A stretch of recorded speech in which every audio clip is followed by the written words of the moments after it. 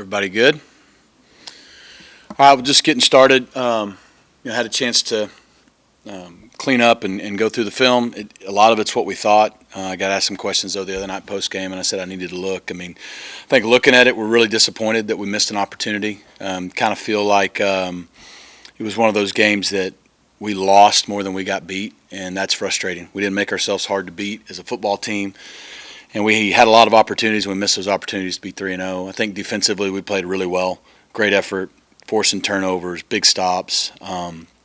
Really proud of how those guys played. I think from a special team standpoint, we really dominated the game from a special team standpoint in all four phases. When you start thinking there's 30-plus plays usually in a game, special teams, we won all four phases.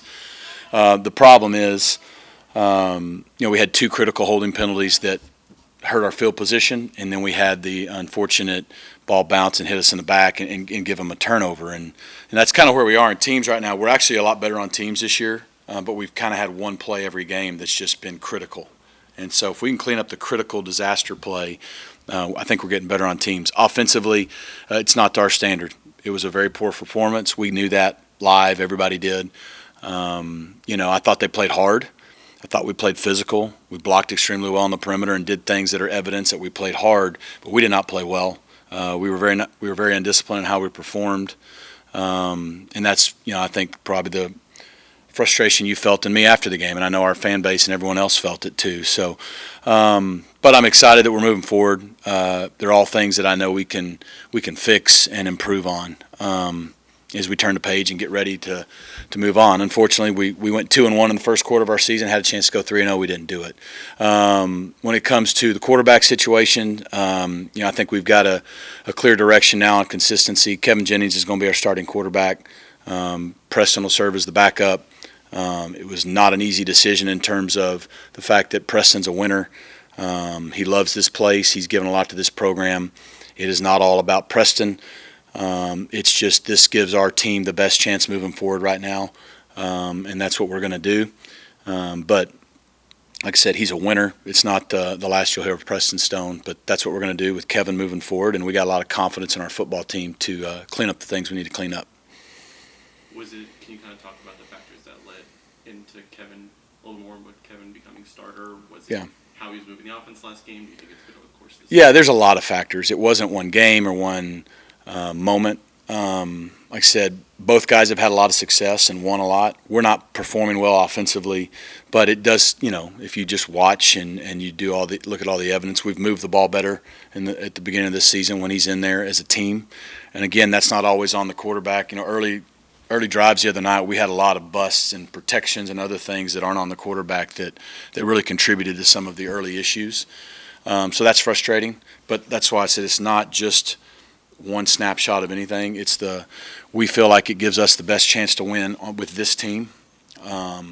We feel like the way we are on offense and the direction we need to go, and with the pieces we have, it's going to give us the best chance to win, and most importantly, gives our team and our offense consistency, and we can start to get back to the identity that we've always had on offense and move forward and give ourselves the best chance to win. Can you talk a little bit about the receivers in this past game? I know you said you weren't necessarily happy with the offensive performance overall, but how did you feel like they were approaching that game, creating separation? Well, look, the way that we're not making people defend the whole field, and that's some of the reasons for things we've got to do differently, and that's what we've always done. They were able to just sink back with 4 or 5 guys deep. They're not letting you be explosive. Nobody has in the first 3 weeks. It's smart against us because that's something we've done well historically.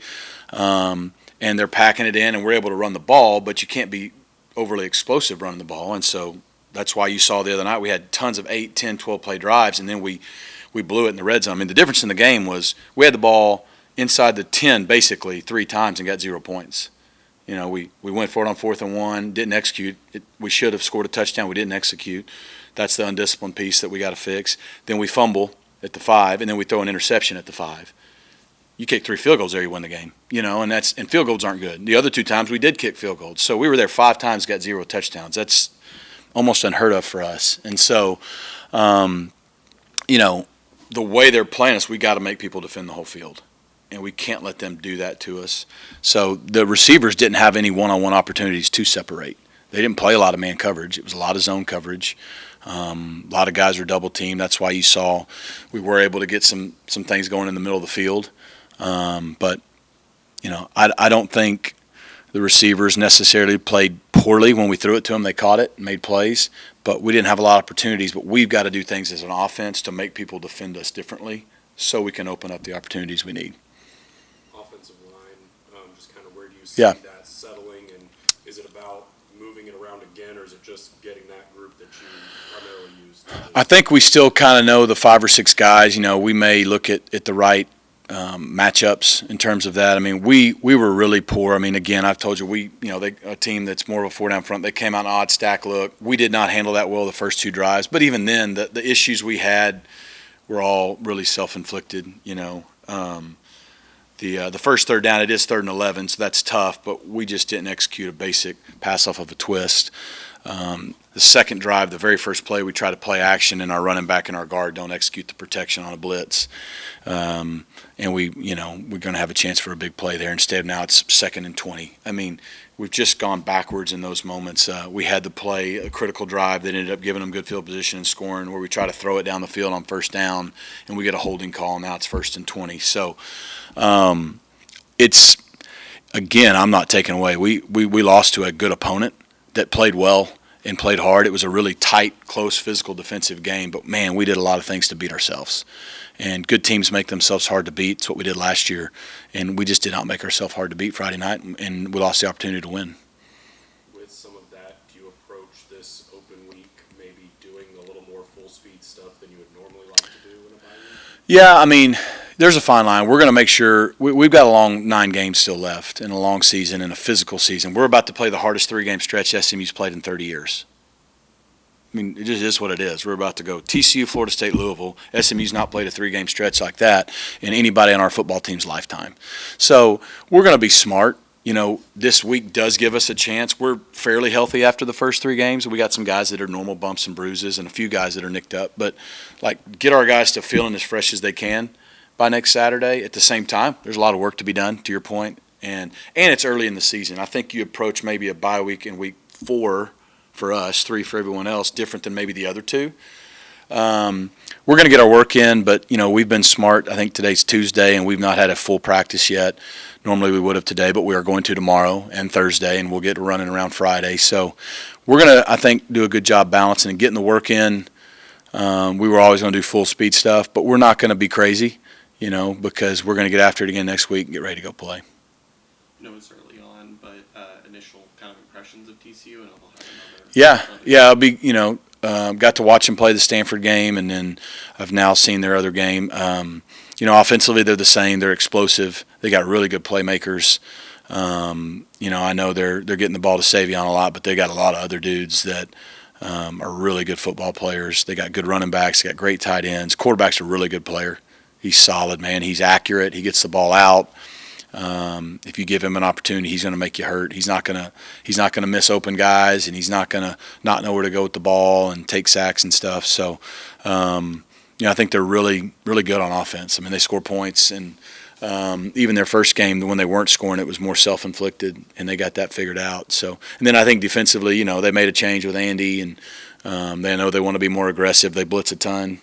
That's what they've done in the first 2 games. They're more of a 4-down front, which is a change from what they've been. But I think they've got really good edge rushers. I think they got big D tackles. I think the linebackers are probably the strength of their defense. I mean, all 3 of those guys are really, really good. And then I like both their safeties. So it's a good football team. I think they're going to have a chance to win the Big 12. But, SMU, TCU, we're always excited for that opportunity. We look at a team that's got strong linebackers like that. I know you kind of saw it with Kevin in that last game, the ability to have multiple options. How important do you think that is? Yeah, I mean, it helps you in a run game, helps you extend plays in the passing game. We've got to make sure that we play aggressive and we make things happen and we value the football at the same time. But, I don't think there's any question that, Kevin could put stress on the defense. Defense has just been so good the last Yep. last year in the first few games. Just what is it about Coach Simon's scheme? I know you brought in a lot of good players, but that he just kind of keeps finding ways to get those guys in good situations. Yeah, Scott Simons is one of the best defensive coaches in college football. I think he's proven that because of the sustained success he's had. I mean, you look what he did at Liberty, and then what he's now done here last year and what we're doing into this year. I think just, he's a very sound coach from a schematic standpoint. He's a tireless worker in terms of studying film and trying to find weaknesses in opponents or how to best attack them. And, the scheme is designed to do what people try to do to us and limit the explosive plays. And so even when people are moving the ball on you, you make them drive the field, gives you a chance to get off field goals or force the turnovers, et cetera. I think most importantly, of course, last year was big for us as a program defensively, but he's just instilled so much confidence in our players. Success breeds confidence. We've been able to have some success on defense. We know the opponents are about to get a lot better. We know the offenses are going to get better. We're not going to hold people to 18 points every week, but that's not what we have to do to win. But our guys play with a lot of confidence, but I think Scott's really good. I just think, like I said, I think the biggest thing is we just have a confident edge. We expect to play well each week on defense like we expect to play well on offense. And so when we don't, we're usually really upset, and that's where we want to be. How big maybe that first year probably wasn't his most enjoyed year with some of that stuff, but how big was battling through that, sticking with it? First year you come in, you haven't had a chance to recruit and do the things that maybe, you want to do, and we still found a way to have a winning season and get to a bowl and do some good things. But no, I think it was frustrating for him and everybody. But I never had a doubt that he knew what he was doing and our staff knew what we were doing. And I think our kids deserve a lot of credit for staying bought into it going into year two. I know you obviously had Preston and Kevin both coming in as captains for this Yeah. team. Can you talk about, obviously we know what kind of faith that you have in Kevin, but what you've seen from the players and the faith that they have in him? Yeah. I mean, the players believe in those guys because they voted them both captains. So that's not going to change. It's their team. It's not my team. It's their team. I just lead it. But, yeah, Kevin walked into Tulane last year and led us to a conference championship game victory. I think Kevin has a lot of upside and ability to get better each week. I think there's a reality. He has 2 career starts, and so there's still some inexperience, like even the other night in that 2-minute drill. We needed to be better. I needed to be better, but I think you can see it's a guy's first time ever in a 2-minute drill at the end of a game, and it's just different than practice. So I think he'll get better and better. He just has to be Kevin. He has to get the ball to the teammates, distribute the ball, execute the offense. There'll be plays to be made, and when this happens, his ability will take over. But he doesn't have to go out and be Superman. That's not what we're asking him to do. But I think our kids believe in him. I know you talk about they can both run this system. You don't Yep. have to change a lot, but does it now help, instead of starting Preston, going to Kevin, and then finishing with him, to be able to put maybe an offensive game plan for Kevin? Does that help you out as a play caller? I think it helps not only me but our team out to just have consistency, whoever it is, right? They can both run our offense. They are both different. There's nothing wrong with that. We've obviously won with Preston at a good level. We've won with Kevin. Like I said, it's not ever an easy decision to make when you kind of got to do what you feel is best for the football team, knowing it's going to hurt someone you really care about. And it doesn't diminish our belief in Preston. This is not the end for Preston Stone. You've not heard the last of Preston Stone, whether it be here at SMU or anywhere. Like, he's a winner. He's disappointed like we all are and like he should be, but he's going to handle it like the winner and champion he is. But, yeah, to your question, more importantly, whichever direction we decide to go, it allows us to build the identity we need to have on offense. And, we've always had an identity on offense. It's been kind of hard these first 3 games. And that's not on the kids. That's my job to get that done. Look, I'm happy where our program is because I think we're 10-2 in our last 12 games, and we're sitting here really disappointed that we lost a game to BYU, a great program, because we should have won it, and we very well could have won it. And look, that's where we want to be. Losing stinks, and so. But again, when you're 10-2 in your last 12 games, we're doing something right. Our guys will respond. I know we got a tough stretch coming up. It's more about us kind of responding the right way and continuing to progress forward, and I think we'll do that. First of all, happy birthday to your 2 boys. Yeah, thanks. What does it mean for you to have built the sort of program and culture where your boys can be around the players and not only learn to be better football players, but also better men? Yeah, it's cool. They're 14 today. It's crazy. And it happens fast. I mean, you know, you get on your phone, and so you start seeing this day 9 years ago, this day 6 years ago. So this morning we were driving to school and seeing all these photos. I'm like, holy cow. I mean, it happens fast. It's fun. It's fun to have them along for the ride. You know, as coaches' kids, they miss out on some things, but they also get to do a lot of really cool things no one else gets to do. And, you know, it's cool seeing them this year in their 8th grade season. They're 2-0 at their school. They're fired up. And Thomas is playing quarterback and Hudson's receiver and corner. And just last night they were watching film of their next opponent on huddle at the house. And Thomas is coming going, look, Dad, here's what the corner and safety does. And I'm like, man, I'm just Dad, you know. But and he's texting his offensive coordinator constantly, wearing him out. So that part of it's fun. But the best part of your question is, you know, wins and losses are important, but the caliber of kids we have here at SMU is special. The culture that we have, that our coaching staff has put together, that the kids have bought into, the kind of kids we have that, you know, they've come and a lot of them have come and watched them play games. They have our players on their screensavers at home on devices and stuff. And so that's what's really cool, is to see them get to experience that and to be really proud of how our players embrace, not just my kids, all our coaches' kids, for that kind of family atmosphere that we have here. So, but yeah, happy birthday to the boys. Kind of crazy. Anything else, guys? I think we're good. Awesome. Thanks, Coach. Appreciate it. So now you've had a little bit of time to digest last week's game and looking back at the film. Can I just kind of your overall thoughts on it? About the game this Yeah, past Friday? BYU. We kind of beat ourselves. It was kind of our fault. We know we were the better team. We put ourselves in a lot of bad situations to where you usually going to lose if you do that many mistakes against a team like that. What kind of goes into resolving those? Is it just working on yourselves? Is there, you know? Yeah, we don't really have to do anything different. We just got to do what we're supposed to do and do it the right way. Execute. That's mainly it. How are you kind of approaching this open week? I know, you know, there are a couple in these 3-game sets, but kind of how do you feel like you are going into this one?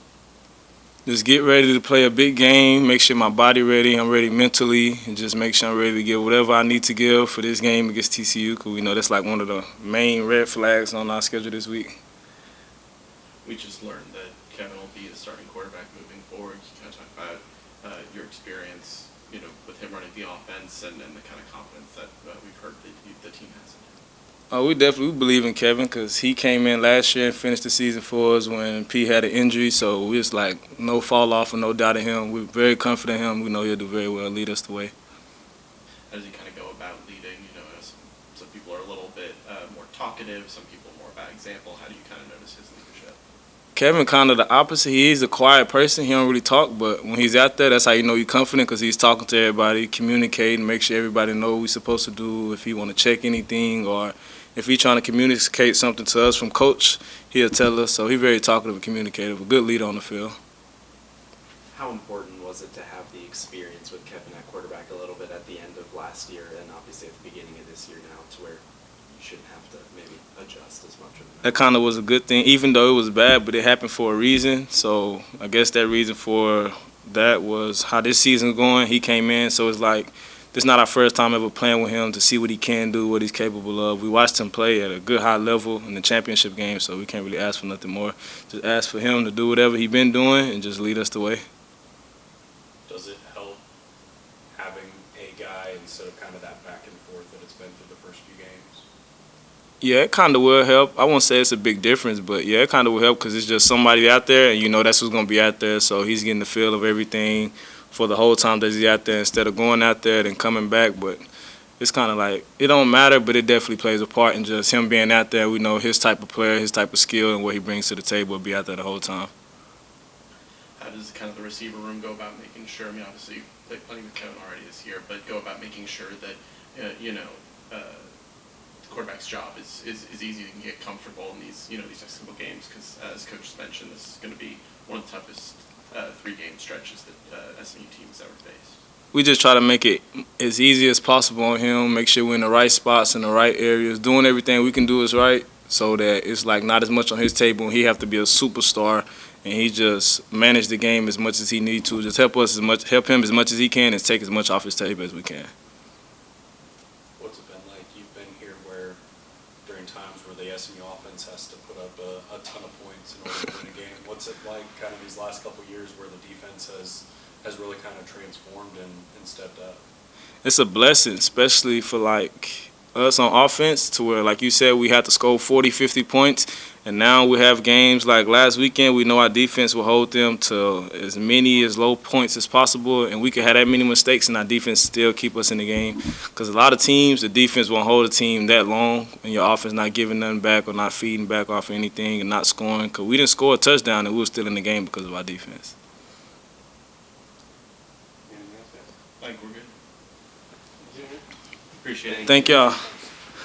Review the film now. What were kind of your takeaways from last week's performance? Overall, we all just need to play better, and we can't blame or point the finger at just one side of the ball, offense, defense, or special teams. We all took the initiative, and we realized that there were a lot of plays left out there, not just one play.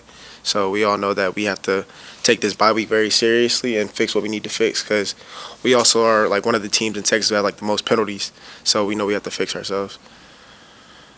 I know there's still you'll have the bye week before facing TCU, and they'll have another game's worth of film for you guys. But what are kind of your early impressions from them on offense? So TCU, they like to run the ball very well. They use their tight ends very well as well, and the quarterbacks, he's a good player. They have good running backs, so they're very skilled out wide, and they have the ability to run the ball downhill as well. We just learned that Kevin is going to be the starting quarterback moving forward. I know you're obviously on defense, but you can kind of talk about him as a leader, as a member of this team, and the confidence that the team has.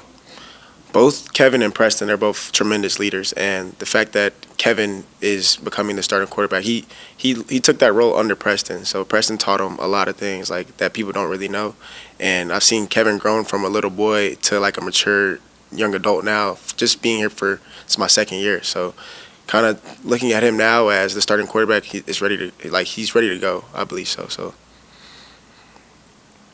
This defense has kind of been the strong suit of this team for last season and this season. How much pride do you guys take in that, knowing that this offense, when it's clicking, can put up a ton of points, but you can also shut opposing teams down?